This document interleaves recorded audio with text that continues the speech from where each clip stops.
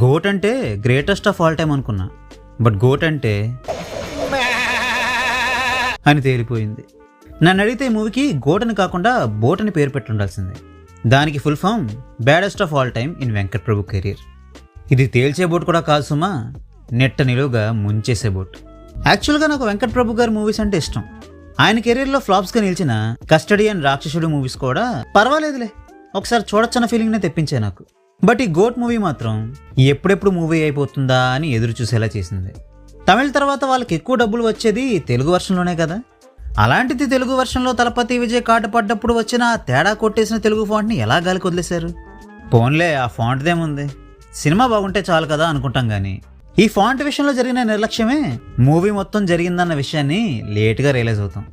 ఈ మూవీకి 400 కోట్ల బడ్జెట్ పెట్టారని చెప్పారు. ఒకటి అది అబద్ధమైన అయి ఉండాలి, లేదా అంత డబ్బుని ఇలాంటి నాసిరకం అవుట్పుట్ మీద పెట్టి వృధా చేశారనైనా అనుకోవాలి. ఈ మూవీ స్టార్టింగ్లో వచ్చే ట్రైన్ ఫైట్ కెన్యాలో జరుగుతుందని చెప్పారు. ఆ ఫైట్ని కెన్యాలో తీసారా లేదా అన్న విషయం కాసేపు పక్కన పెడితే, అసలు ఎందుకు ఆ ఫైట్ కెన్యాలోనే జరగాలి అన్న దానికి మాత్రం ప్రాపర్ రీజన్ ఉండదు. సరే, కెన్యా కాకపోతే ఏదో ఒకటి, మీకు ఇష్టం వచ్చిన దేశానికి పోండి, ఫైట్లు బాగుంటే చాలు అని అనుకుంటే అంతంత ఖర్చు పెట్టి తీసిన ఫైట్లు కూడా అంతంత మాత్రంగానే పండాయి. అవుట్ రైట్ బ్యాడ్ అని చెప్పలేను, కానీ ఇవ్వాల్సిన ఇంపాక్ట్ని అయితే యాక్షన్ సీక్వెన్స్ ఇవ్వలేకపోయా అన్నమాట మాత్రం వాస్తవం.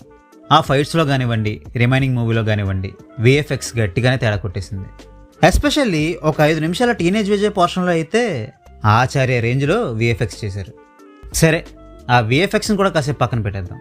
జనరల్గా మూవీస్లో బ్రదర్స్ కానీ, ఫాదర్ అండ్ సన్ కానీ, లేదా ఫ్యామిలీ మొత్తం కానీ కొన్ని అనూహ్య కారణాల వల్ల విడిపోవడం అన్న విషయాన్ని మహా అయితే ఒక పావు గంటకి మించి చూపించరు. బట్ ఈ మూవీకి వచ్చేసరికి దాదాపుగా ఒక 30 గంట పాటు ఆ ట్రాక్నే చూపిస్తారు. ఓవరాల్గా ఆ ట్రాక్ అంత గొప్పగా ఏమీ లేకపోయినా అట్లీస్ట్ ఆ పోర్షన్లో వచ్చే ఎమోషనల్ సీన్స్ బాగుంటాయి కాబట్టి ఆ ట్రాక్ మొత్తం పర్వాలేదన్నట్టుగానే గడిచిపోతుంది. ఆ తర్వాత కొంతసేపటికి హైలీ ప్రెడిక్టబుల్ నోట్లోనే ఇంటర్వల్ కార్డ్ పడ్డప్పటికీ కూడా పర్లేదులే, ఏదో గడుస్తుంది మూవీ. ఫస్ట్ హాఫ్ మొత్తం క్యారెక్టర్స్ని ఎస్టాబ్లిష్ చేశారు కదా, ఇక సెకండ్ హాఫ్లో అసలైన క్యాట్ అండ్ మౌస్ గేమ్ని చూపిస్తారేమో అని మనం ఏదేదో ఎక్స్పెక్ట్ చేస్తూ ఉంటే సెకండ్ హాఫ్లో నడిచే వ్యవహారం అంతా కొంచెం కొంచెంగా మన ఇంట్రెస్ట్ని చంపేసుకుంటూ పోతుంది.